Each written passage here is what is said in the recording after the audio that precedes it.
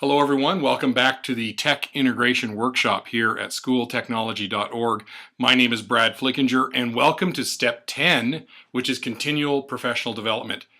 This one is going to be another one of the combo videos where we're going to have the lesson as well as the action guide kind of put together all in one, and you'll especially see that near the end of these steps here just because so much at the beginning was based on action. There's so much work to do, where now it's more just inspirational type stuff. I'm going to show you what I'm doing and then you can just replicate that in your own school. So this is what we're going to get here. So there'll only be one video on this one here. All right, so what I want to start off with is just giving you a taste of the professional development that I offer in my school. And I offer about anywhere from 25 to 30 just topics that go on all the time. And these kind of change from year to year, but most of them stay the same. And you'll get an idea what they are. And if you've worked with teachers, you'll agree with what what you see here. So, and they're in no particular order. Okay, but these are what I offer in my building. And then again, they can come Tuesdays before school, Wednesdays after school. I can meet with them one-on-one during planning times, all those things so that they have these ready to go. So the first, of course, being district email, because new teachers that move into our district, they need to know how to use the district email because we do so much of our correspondence through that. So we have a quick little course on how to use our web-based district email, and that goes pretty quick. Now, the other thing I really go for right at the beginning is how to use our Atomic Learning subscription, because so much of the professional development they might want is on Atomic Learning. So if they want to learn how to do a podcast, they can go to the workshop there. If they want to learn how to do a wiki, workshop. If they want to do, all those type of things. Blogging, go see the blogging workshop.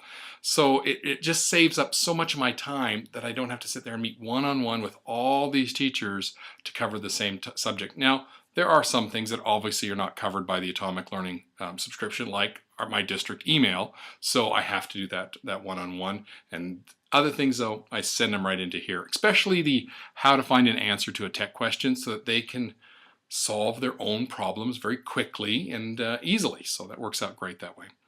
We spend a lot of time to make sure that our teachers understand, know, and embed 21st century skills. And we do that with a lot of mixture of different things. But we want to make sure that there are 21st century skills being taught all the time in their classes.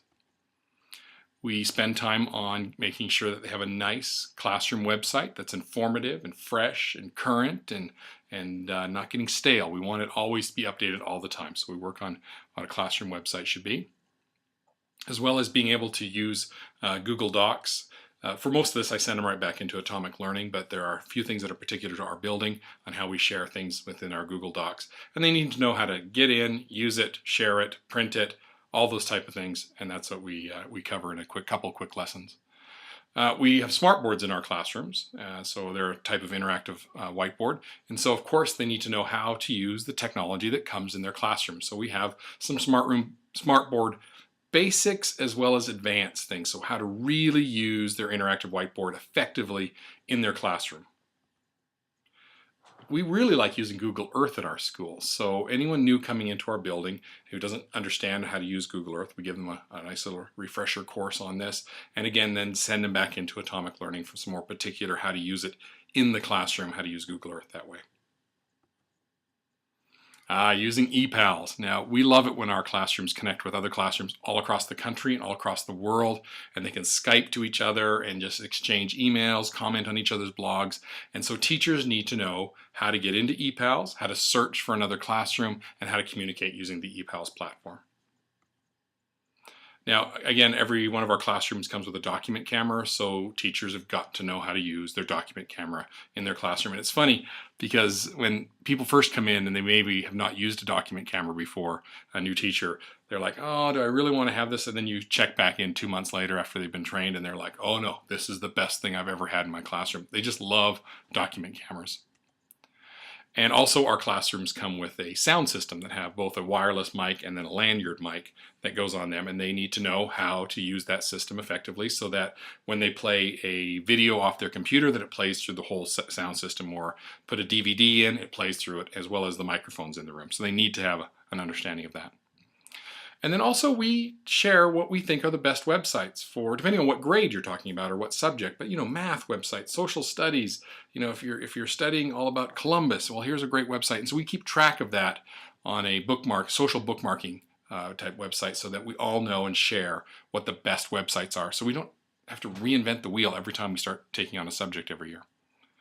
And now let's kind of finish off with this one here. And many of you are sitting back going, okay, those are really great things, but how do you get teachers to do it? How do you get teachers to show up and to take these things? Well, I'm really fortunate being in a fantastic school where the teachers just want to do it. But I have been in other schools where it's been like pulling teeth sometimes to get teachers to come and take professional development when it comes to technology. And so I have a little one-word answer for you here, and that's bribe. When I work with administrators, we all agree that money is going to be spent on technology in a building all the time. Even if you're broke right now, I mean, money does come. Technology money comes the way of buildings and schools all the time. And it might take a couple of years, but essentially you get it. And then what we tell administrators is, since you're going to have it, you spend it where it's going to be used. And you know it's going to be used if someone is taking professional development. So it's kind of a bribe, but let's say you take all these classes. Well, of course, when it comes time to buy a classroom set of flip video cameras, well, they're going to go to you because you've proven that you use 21st century skills and you've done all the other things and you have a classroom website and you need this kind of stuff. And that goes for all the things like document cameras and smart boards and all those things. Put the resources where they will be used. This isn't about spreading it out evenly among all the people. If you got people that are refusing to learn technology, then you just can't be dumping technology in their classroom.